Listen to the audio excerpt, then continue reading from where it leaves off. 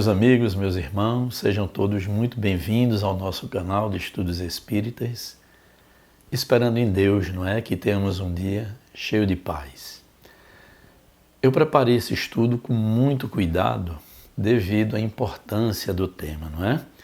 Nesse estudo, gente, nós vamos nos aprofundar acerca dos grandes males causados pelo orgulho e pelo egoísmo, quando eles estão na base das ações humanas, não é? Então, apontado pelos Espíritos como os grandes geradores de todas as mazelas morais da humanidade, o orgulho e o egoísmo têm levado a muitos dor e sofrimento, principalmente, meus irmãos, aquelas pessoas que, agindo sem a vigilância necessária, têm adotado, não é, como base de sua conduta aqui no mundo material, como também no mundo espiritual, esses dois grandes vilões da paz e da harmonia entre os espíritos. Então esse detalhe é muito importante. As pessoas que agem sem a vigilância necessária, recomendada por Jesus, e adotam o orgulho e o egoísmo como base de sua conduta, é isso. Vão necessariamente sofrerem a repercussão de dor e de sofrimento como agentes retificadores dessas mesmas condutas equivocadas. Então, a frase dos Espíritos: orgulho e egoísmo, raízes de todos os vícios e males sociais. É isso. No Livro dos Espíritos, nós temos uma questão importante que diz assim, Kardec encaminhou essa pergunta ao Espírito de Verdade. Qual o maior obstáculo ao progresso da humanidade? Resposta dos Espíritos: o orgulho e o egoísmo. Refiro-me ao progresso moral, pois o intelectual avança sempre. Então, gente, um grande óbice para o nosso progresso moral é justamente esses dois vilões da paz e da harmonia, chamado orgulho e egoísmo. Resposta do Espírito de Verdade a Kardec. Não se afirma que seja a ignorância, a pobreza, a violência ou a falta de recursos. Todas essas dificuldades são consequências.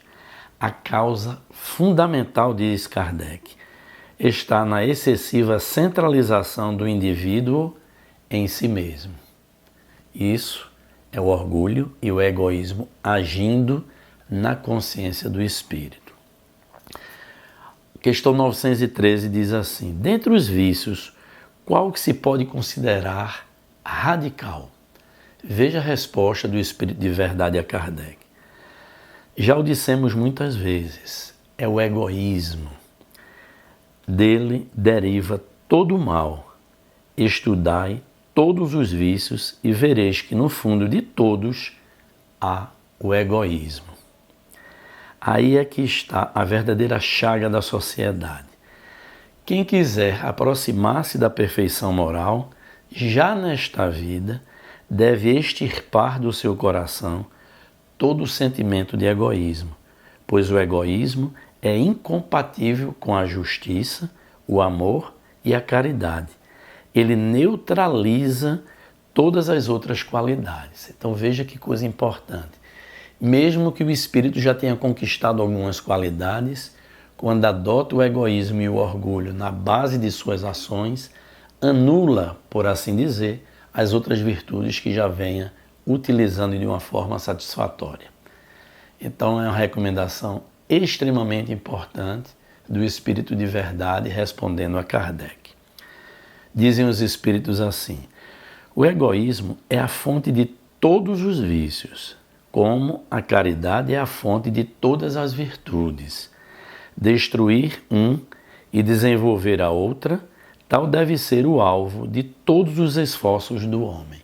Gente, a gente vem reiteradas vezes estudando aqui no canal qual o grande propósito da nossa existência, nosso aperfeiçoamento moral. Então, qual o grande esforço que devem fazer os espíritos? Extirpar o egoísmo e desenvolver a generosidade, a caridade. Essa é a proposta, não é? De uma forma mais simples falando, não é outra. Extirpe o orgulho, o egoísmo e vá desenvolvendo a caridade. Aí nós vamos ter um aperfeiçoamento moral e espiritual. Diz a espiritualidade, o orgulho é o terrível adversário da humildade. O que é que nós dissemos? Que o auge das virtudes é justamente a humildade, não é? Mas a grande força antagônica da humildade é justamente o orgulho, que é associado ao egoísmo, geram todas as mazelas morais que a humanidade experimenta. Vamos nos servir agora da fala de Joana de Ângeles acerca desse tema. Joana nos diz que o orgulho nasce da falsa percepção de separação. Vamos agora falar um pouco mais do orgulho, não é? Joana diz assim, o orgulhoso ele se afasta, não é? Ele cria essa barreira psicológica entre ele e as demais pessoas. E ela chama de falsa sensação de separação. Vamos ver. O indivíduo de Joana de Ângeles acredita ser autossuficiente, superior ou independente dos demais. Cria uma identidade baseada em títulos, posição social, cultura, poder, conhecimento ou mesmo aparência, não é? Então o orgulhoso vai criando esses modelos psicológicos e se afasta dos demais, ou se sente à parte de todas as outras criaturas, não é? Diz assim, mas essa construção é extremamente frágil, nos informa Joana de Ângeles. Por isso o orgulhoso necessita constantemente, gente, de reconhecimento. Ele não cabe dentro dele. Ele tem essa necessidade de afirmação de Joana. Necessita vencer discussões, necessita ser admirado sempre, necessita ter razão absolutamente em tudo, necessita ser visto. Sua aparente força esconde profunda insegurança. Então, Joana de Ângeles, percebam, ela vai mais profundamente na raiz do problema, não é? Então, uma profunda insegurança, normalmente, é o que reside no coração do grande orgulhoso. E aí ela diz assim, quanto mais sólida a identidade espiritual, menor a necessidade de aprovação externa. Então, essa é uma reflexão mais profunda de Joana de Ângeles e vai nos ensinando bastante.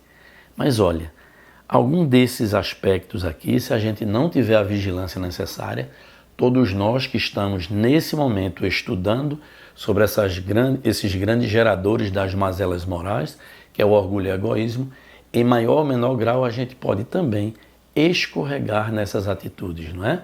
Que foi citada aqui por Joana de Ângeles. O que é que Jesus disse? Eu falei lá no início, gente. Orai e vigiai. Isso é o mais importante. Para que a gente possa ir se conduzindo aqui na matéria, não nos afundando nessa areia movediça do orgulho e do egoísmo. É preciso que a gente vá despertando em consciência para que nossa conduta possa nos encaminhar realmente a uma evolução maior, uma evolução moral, que é justamente para isso que estamos aqui no mundo material. Então vamos dando seguimento. Dizem os espíritos assim na fala de Joana.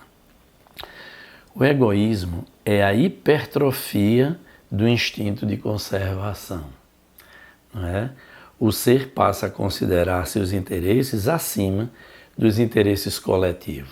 Gente, quando nós estávamos no mundo primitivo e que nós éramos espíritos ainda em início de caminhada, aquela lei de conservação atuava muito fortemente, porque nós precisávamos nos preservar vivos aqui no plano material. Então, era uma luta quase de cada um por si. Com o desenvolvimento da humanidade em intelecto e em moral, hoje não se justifica mais a lei de conservação sendo o eixo de nossa conduta. Não. Hoje é a nossa evolução moral pela condição que a humanidade já se encontra. Então diz aqui, o ser passa a considerar seus interesses quando o egoísmo está norteando as suas ações. O orgulho, por sua vez, é o mecanismo psicológico que sustenta o egoísmo. Enquanto o egoísmo diz eu quero, o orgulho afirma eu mereço mais do que os outros. E um termina alimentando o outro. Veja que interessante essa fala de Joana de Ângeles. O egoísmo diz assim, eu quero, não é?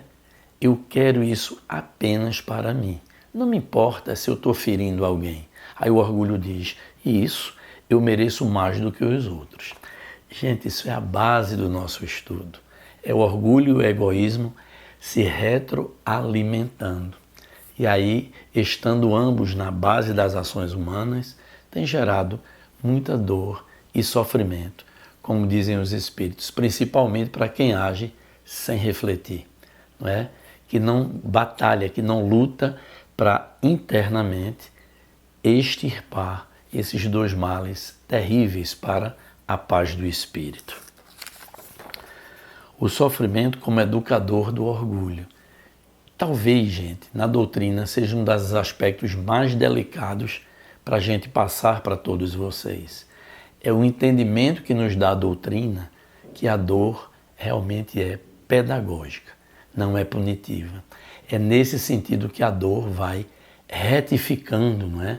Que vai despertando o egoísta e também o orgulhoso para a sua verdadeira realidade.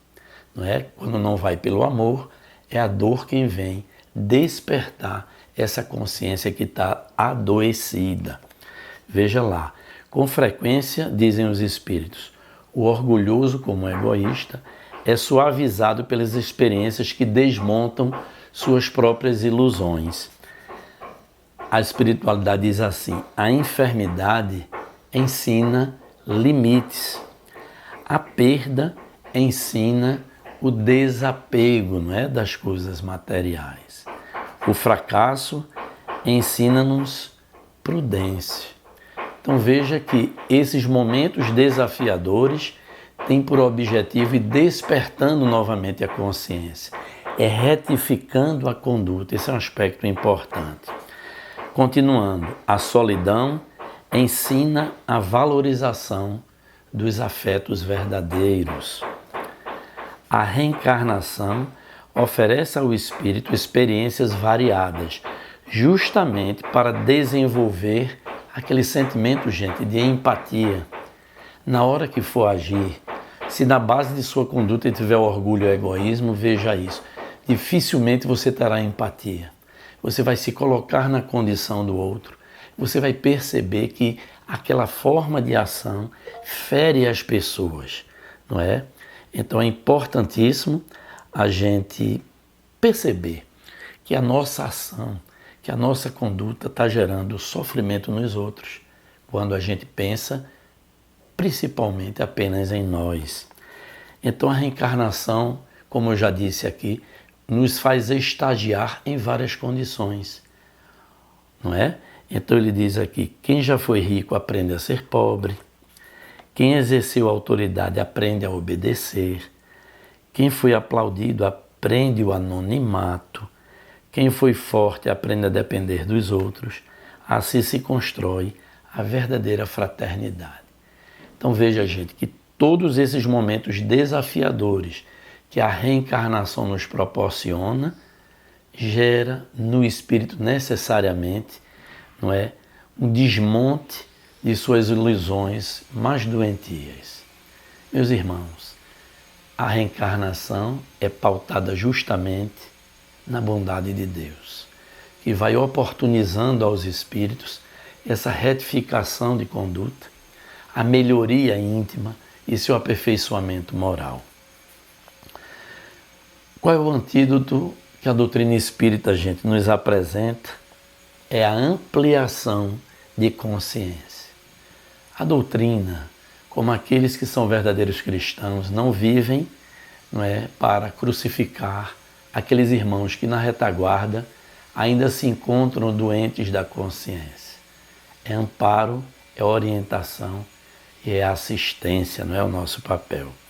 O egoísmo diminui quando o indivíduo descobre que está ligado a todas as pessoas. Olha aí, muitas vezes na reencarnação, o espírito vem numa condição de dependência dos demais. Isso é um agente retificador e que aumenta a consciência do espírito devedor, gente. O orgulho diminui quando percebe sua pequenez diante do universo e, simultaneamente, sua grandeza como filho de Deus. É deslocar, não é, gente, o eixo de nossa observação. Somos pequeninos no universo, mas grandes somos por sermos filhos do mesmo Pai. Assim, somos todos irmãos. Sob a ótica espírita, orgulho e egoísmo não são simples defeitos morais. Gente, atentem para esse conceito. Para a doutrina espírita, orgulho e egoísmo não são simplesmente defeitos morais. São enfermidades da consciência ainda em processo de amadurecimento. É isso. Nós falamos agora há pouco. É uma enfermidade da alma que ainda vai desenvolver-se. Então, por isso que ela age dessa forma, pisando nos outros, doendo em si próprio, porque ela vai meio que sem consciência. Cada espírito, ao desenvolver-se, vai abandonando essas velhas atitudes. Então, diz Joana de Ângeles aqui, a verdadeira revolução do espírito é interior. Os espíritos nos recomendam, finalizando o nosso estudo, gente, enquanto o egoísmo governe os grupos humanos e espalhe suas torpes sementes em forma de presunção, de ódio e de orgulho, de indiferença à aflição do próximo, a humanidade provará a ardência dos desesperos coletivos e das coletivas lágrimas em chamamentos severos à identificação com o bem e o amor, à caridade e ao sacrifício. É isso, gente. A humanidade ainda sofre, como ele diz, as ardências severas de alguns desesperos coletivos, posto que, na base das ações humanas, em maior ou menor grau, ainda presidem o orgulho e o egoísmo. O que é que diz então o Evangelho como conduta, gente? O Evangelho segundo o Espiritismo diz assim, que cada um, portanto, empregue todos os esforços a combater em si o orgulho e o egoísmo, certo de que esses monstros devoradores de todas as inteligências, esses filhos do orgulho e do egoísmo, é o causador de todas as misérias do mundo terreno. É a negação da caridade e, por conseguinte, o maior obstáculo à felicidade dos próprios homens. Gente, como eu falei lá no início, preparei com muito carinho, com muito cuidado esse estudo, por ele ser extremamente alerta, relevante para todos nós. Que Deus nos abençoe.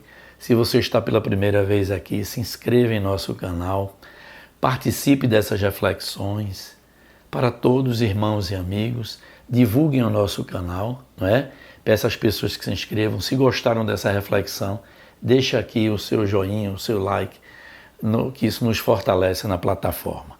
Vamos pedir a Deus que nos abençoe e, se Ele permitir, próximo sábado estaremos aqui juntos novamente.